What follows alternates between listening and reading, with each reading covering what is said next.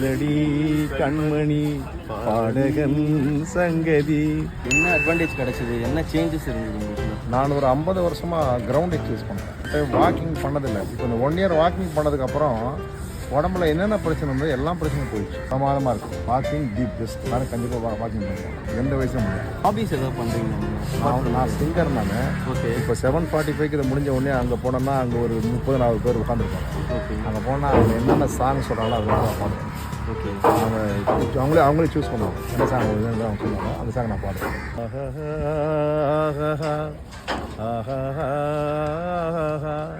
கேளடி கண்மணி பாடகன் சங்கதி, நீ இதை கேட்பதால் நெஞ்சிலோர் நிம்மதி.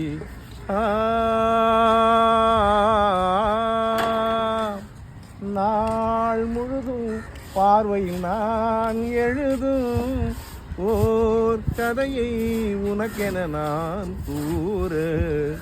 கேளடி கண்மணி பாடகன் சங்கதி, நீ இதை கேட்பதால் நெஞ்சிலோ நிம்மதி.